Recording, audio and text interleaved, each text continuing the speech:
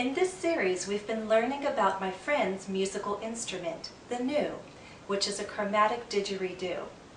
You might be curious, like I was, about my friend's background as an inventor. What else has he invented? Would you like to know? Listen to part of my interview with Eric, and then I'll ask you some questions to check your understanding.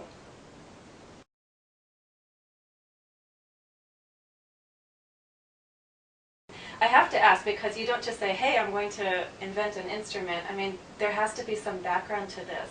Can you tell me, had you ever tried to invent things or reinvent things?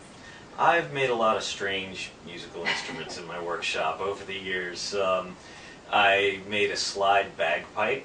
Cool. I had made 3-note didgeridoos and a slide didgeridoo. I had made, what else? A slide saxophone, a pyrophone, which is an instrument that uses fire to create the sound, and all kinds of strange things. So the short answer is yes. Yes.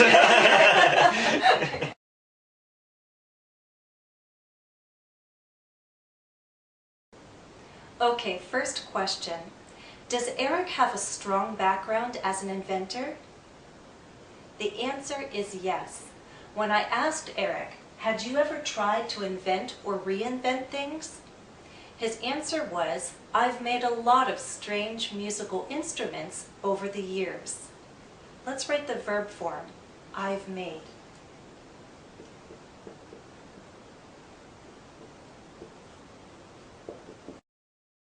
Okay, second question. Before the new, had Eric ever invented any other kind of didgeridoo? Again, the answer is yes. He said, I had made a 3-note didgeridoo and a slide didgeridoo. Let's write that verb form.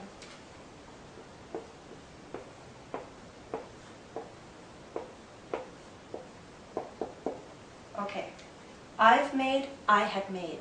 Which one is the present perfect? This one, right? A present form of have plus the past participle. Do you remember why we use the present perfect? We use the present perfect to refer to the general past, a general past experience, but also events or actions that could occur again in the future. Eric is an inventor. He invented things in the past, and it's likely he'll invent more things in the future. That's why he said, I've made a lot of strange musical instruments. However, he said, I had made a 3-note didgeridoo and a slide didgeridoo. He's referring to specific actions or events that occurred in the past, and we understand that those two other didgeridoos were made before the new. The new was made last year, and before that point in time, 2 other kinds of didgeridoos were made. This is our past perfect, and that's what we're going to talk about now. The past perfect is mainly used to refer to actions or events that took place before a specific period in time. So we're looking at a past point in time and looking at what happened before that point. These 2 events or points in time must be clear to the speaker and the listener. The past perfect is not all that different from the present perfect in terms of form. Instead of using a present form of our helping verb, we use a past form, had. To form the past perfect, we use had for all subjects plus the past participle. For regular verbs, that's an ed ending, try, tried. But because in English we have a lot of irregular verbs, there are irregular past participles, like made, make, made. These forms you just have to learn and remember.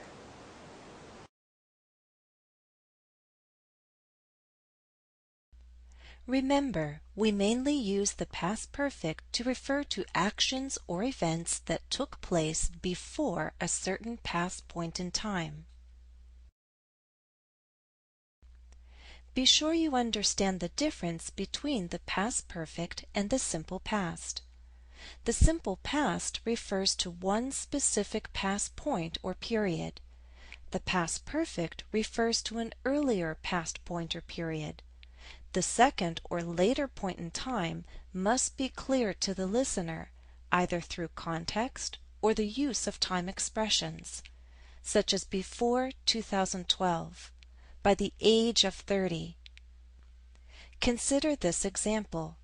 Before he performed the song, he had practiced it at home many times.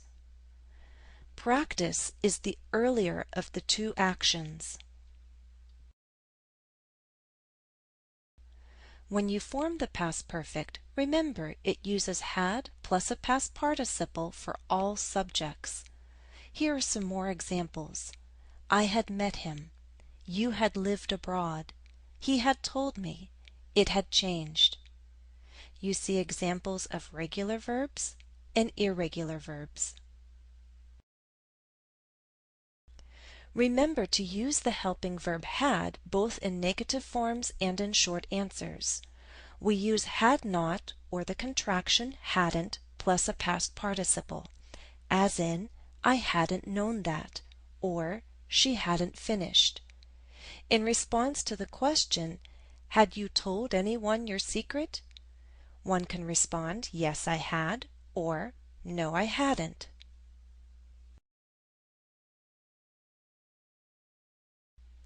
Let's do a quick check. Read the two statements to yourself and then tell me which one explains that I sat down because I was done with my work. My work was finished.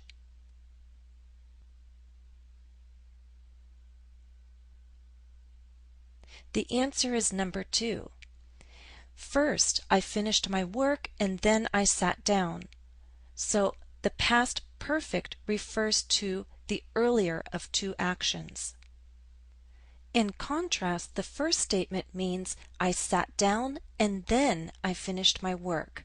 I sat down perhaps in order to finish my work. This is the end of Part 1. Be sure to go on to Part 2 to learn about the past perfect progressive.